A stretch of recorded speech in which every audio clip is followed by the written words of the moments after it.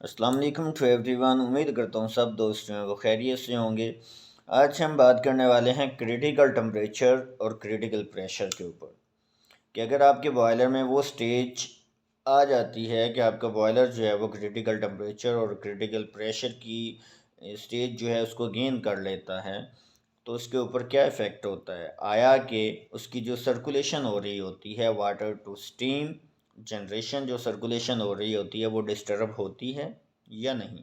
So without wasting your time let's start. Normally आपके boiler में क्या होता है, ऊपर आपका स्टीम ड्रम होता है, आपकी डाउन कमर्स ट्यूब होती हैं, इसी तरह जो है वो राइजर ट्यूब्स या स्टीम जनरेशन ट्यूब्स होती हैं जो नीचे मड ड्रम के साथ भी अटैच हो रही होती हैं, जिसमें आपकी जो इम्प्योरिटीज़ हैं वो इकट्ठी हो रही होती हैं। इसी तरह ड्रम इंटरनल्स में अगर देखा जाए तो ड्रम इंटरनल्स में आपके पास एंटी प्राइमिंग पाइप लगा होता है या बैफल प्लेट्स लगी होती हैं या डमिस्टर पैड्स लगे होते हैं जो आपकी ओवरऑल स्टीम को प्योरीफाई कर रहे होते हैं। उनमें जो लिक्विड क्वांटिटी है उसको दोबारा डाउन करके आपके ड्रम में थ्रो करवा रहे होते हैं और आपकी प्योर स्टीम जो है वो आपके स्टीम स्टॉप वाल्व के ज़रिए होती हुई प्रोसेस में चली जाती है। बॉयलर्स में जो नॉर्मली वर्किंग हो रही होती है वाटर टू स्टीम जनरेशन, वो डेंसिटी डिफरेंस बेस के ऊपर जो है वर्किंग हो रही होती है।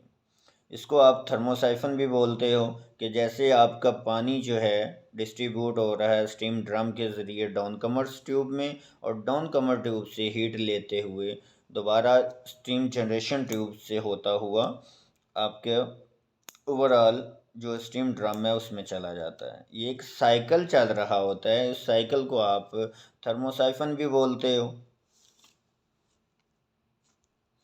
क्रिटिकल टेम्परेचर और क्रिटिकल प्रेशर के ऊपर बात करने से पहले कुछ जो साइंटिस्ट हैं जिन्होंने एक्सपेरिमेंटेशन की इसके ऊपर, उनके बारे में थोड़ा डिस्कस कर लेते हैं कि एक फ्रेंच चार्ल्स साइंटिस्ट थे जिन्होंने 1822 में एक्सपेरिमेंटेशन की। देन जो है 1869 में थॉमस एंड्रयू ने कुछ एक्सपेरिमेंटेशन की। उन्होंने किया क्या कि कार्बन डाइऑक्साइड गैस को एक ग्लास ट्यूब के अंदर लिया और उसको सील कर दिया मरकरी के ज़रिए। देन उन्होंने क्या किया कि उसका टेम्परेचर बढ़ाया और साथ में प्रेशर भी बढ़ा दिया। से उन्होंने टेम्परेचर कर दिया 21 डिग्री C और इसी तरह उसके ऊपर जो प्रेशर बढ़ाया वो कर दिया 73 बार। उन्होंने ऑब्ज़र्व किया कि आपकी कुछ गैस जो है वो लिक्विफाई हो गई, यानी कि लिक्विड में कन्वर्ट हो गई। जैसे टेम्परेचर बढ़ाया साथ में प्रेशर भी बढ़ा दिया। इसी तरह उन्होंने टेम्परेचर बढ़ा के कर दिया 50 डिग्री C और आपका प्रेशर जो है बढ़ा के कर दिया उन्होंने 80 बार तक। देन उन्होंने क्या ऑब्ज़र्व किया कि जो लिक्विफाई गैस हो रही है, जो गैस लिक्विड में कन्वर्ट हो रही है, उसकी क्वांटिटी कम होती जा रही है। फिर उन्होंने टेम्परेचर बढ़ा के कर दिया 100 डिग्री C और इसी तरह प्रेशर बढ़ा के जो है 120 बार तक कर दिया। फिर ऑब्ज़र्व किया गया कि जो गैस पहले से कम लिक्विफाई हो रही है। देन उन्होंने टेम्परेचर कर दिया 130 डिग्री C और इसी तरह प्रेशर बढ़ा के कर दिया 150 डिग्री C।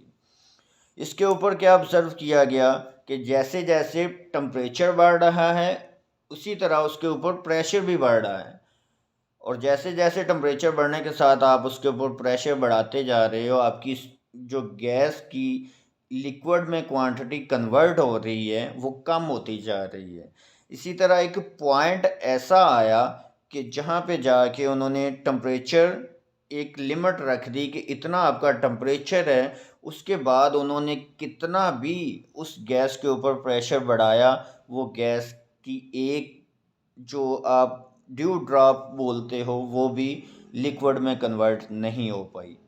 उस पॉइंट को उन्होंने नाम दिया क्रिटिकल टेम्परेचर का और उसके ऊपर जो प्रेशर लगाया गया उस प्रेशर को उन्होंने नाम दिया क्रिटिकल प्रेशर का। यानी कि उस पॉइंट के ऊपर जाके उन्होंने डबल से ट्रिपल उसके ऊपर जो है प्रेशर लगाने की कोशिश की, फिर भी आपकी गैस की जो एक गैस का एक मालिक्यूल है वो भी जो है लिक्विड में कन्वर्ट नहीं हो पाया। उस पॉइंट पे उन्होंने जाके नाम दिया कि ये आपका जो टेम्परेचर है इसको आप क्रिटिकल टेम्परेचर बोलोगे और उसके ऊपर जो प्रेशर की क्वांटिटी जो रखी गई उसको उन्होंने क्रिटिकल प्रेशर का नाम दिया।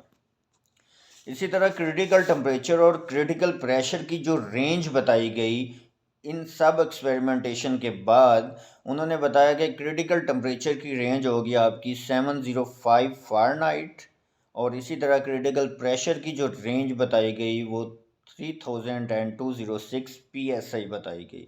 इसको अगर आप डिग्री सी में कन्वर्ट करते हो टेम्परेचर को, तो इसके लिए फार्मूला है TC = 5/9 TF-32। इस फार्मूले के ज़रिए अगर आप इसको कन्वर्ट करते हैं 705 को, तो रेंज जो आपकी आती है तकरीबन आती है 337 डिग्री सी। इसी तरह जो 3206 PSI प्रेशर है, इसको अगर बार में कन्वर्ट करते हो तो 2 to 1 बार आपका प्रेशर आ जाता है। ये वो प्रेशर या वो टेम्परेचर है जो आपको क्रिटिकल टेम्परेचर और क्रिटिकल प्रेशर की रेंज बता रहा होता है कि इस पॉइंट पे आपके क्रिटिकल टेम्परेचर भी आ जाता है, क्रिटिकल प्रेशर भी आ जाता है। अब इस प्रेशर और इस टेम्परेचर पे जाके होता क्या है, नॉर्मली आपकी जो बॉयलर में वर्किंग हो रही होती है वो डेंसिटी डिफरेंस के बेस के ऊपर जो है वर्किंग हो रही होती है। और अगर मैं बोलूं कि वो डेंसिटी डिफरेंस इस प्रेशर के ऊपर और इस टेम्परेचर के ऊपर आके डेंसिटी डिफरेंस ज़ीरो हो जाता है, तो क्या आपकी जो सर्कुलेशन है वो मेंटेन रहेगी? Of course no. वजह क्या होगी? डेंसिटी डिफरेंस अगर ज़ीरो हो गया, डेंसिटी डिफरेंस की बेस के ऊपर आपकी स्टीम जनरेशन हो रही है, और अगर स्टीम की डेंसिटी भी सेम है, जो नीचे वाटर है उसकी डेंसिटी भी सेम है, तो आपकी जो नेचुरल सर्कुलेशन है वो डिस्टर्ब हो जाएगी। और जैसे ही आपकी नेचुरल सर्कुलेशन है डिस्टर्ब होगी, आपकी ओवरऑल जो स्टीम जनरेशन है उसके ऊपर भी इफ़ेक्ट आएगा। और इस पॉइंट पे जाके आप करते क्या हो, इस पॉइंट पे जाके आप उसकी फोर्स सर्कुलेशन करवाते हो। फोर्स सर्कुलेशन किस तरह की जा रही होती है? जो आपके डाउन कमर ट्यूब्स होती हैं उनके साथ एक पंप जो है अटैच कर दिया जाता है, और इस जो सिचुएशन है, ये स्टेज जो है जब अटेन हो जाती है, तो स्टेज पे जाके वो जो पंप अटैच होता है आपके डाउन कमर ट्यूब्स के साथ, उसको जो है कमांड दी जाती है, वो मूव करता है और आपकी जो फोर्स सर्कुलेशन है वो स्टार्ट करवा के दोबारा जो है आपकी ओवरऑल जो नेचुरल सर्कुलेशन जिस तरह पहले हो रही होती है उसको मेंटेन किया जाता है और स्टीम जनरेशन करवाई जाती है। इसके अलावा सब क्रिटिकल और सुपर क्रिटिकल सिचुएशन आ जाती है। सब क्रिटिकल जो है वो नॉर्मली क्रिटिकल टेम्परेचर और प्रेशर से डाउन स्टेज होती है। इसी तरह जो सुपर क्रिटिकल है वो इससे अबव स्टेज होती है, लेकिन उसमें क्या होता है कि आपका स्टीम ड्रम नहीं होता। वाष्प बॉयलर के अंदर होता क्या है कि जैसे ही डाउन कमर ट्यूब्स के ज़रिए पानी जो है डाउनवर्ड डायरेक्शन में मूव करता है, नीचे से हीट लेते हुए वापस जनरेशन ट्यूब्स में जो है मूव करता है, तो वो जैसे ही एंड पॉइंट पे पहुंचता है तो आपकी सुपर क्रिटिकल स्टीम जो है वो जनरेट हो चुकी होती है। मतलब इतने फिनोमिने, ये जो टोटल फिनोमिना हो रहा है इसमें स्टीम जनरेशन जो है वो कंप्लीट हो चुकी होती है। जैसे ही वाटर जो है डाउनवर्ड डायरेक्शन में मूव करता है, उसके डिफरेंट जोन्स हैं कि अगर वो बॉटम में पड़ा हुआ है वहाँ से एनर्जी लेगा, मिडल में आएगा, वो इस जोन में आ गया है कि वो